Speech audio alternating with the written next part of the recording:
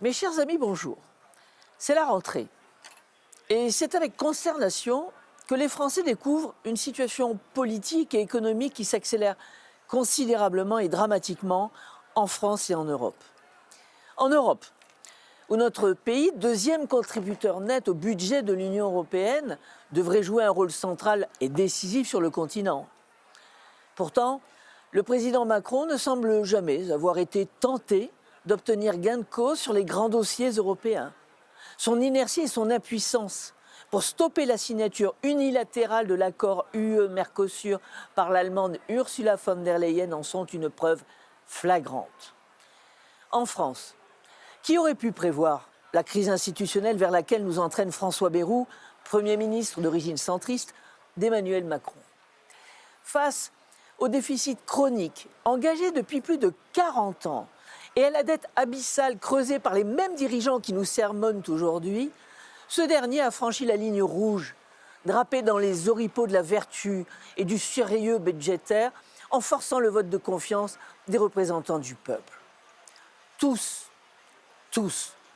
totalement déconnectés de la réalité et du quotidien des Français qui ont traversé cette période estivale avec un pouvoir d'achat déliquescent, sabré par l'hyperinflation, comme en témoigne l'effondrement du tourisme.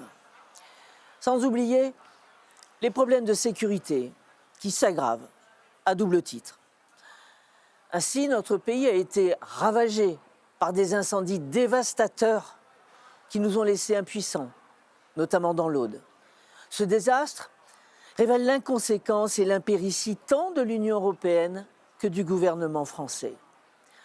La déprise agricole, la disparition du pastoralisme et la désertification rurale organisée par Bruxelles ont été des facteurs aggravants, déterminants et mortels. On peut ajouter au plan national le manque de vision et de moyens donnés pour renouveler et augmenter notre flotte de canadair. Enfin, les déprédations quelques jours plus tard sur ces champs brûlés et sinistrés par des rêveurs squatteurs sans que l'État n'intervienne démontrent la disparition du droit de propriété en France, de la décence et de la sécurité. Mes chers amis, dans ce contexte historique, le Rassemblement national ne se dérobera pas. Le Mercosur constituerait un coup de poignard, un nouveau coup de poignard pour les agriculteurs français, comme pour beaucoup d'agriculteurs européens.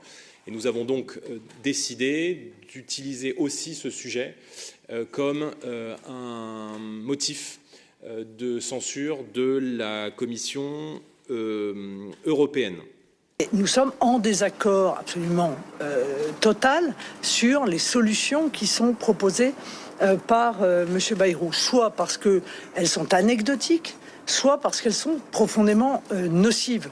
Bon, voilà, à partir du moment où cela débouche sur est-ce que vous avez confiance ou pas dans le gouvernement, pour nous, la réponse est simple, nous n'avons pas confiance. Le macronisme, avec des accords contre nature, a volé l'élection aux Français en juillet 2024, n'hésitant pas une seconde à frayer avec l'islamo-gauchisme et flouant ainsi la volonté populaire de voir le Rassemblement national accéder au pouvoir. L'alternance n'est plus un besoin, c'est une nécessité.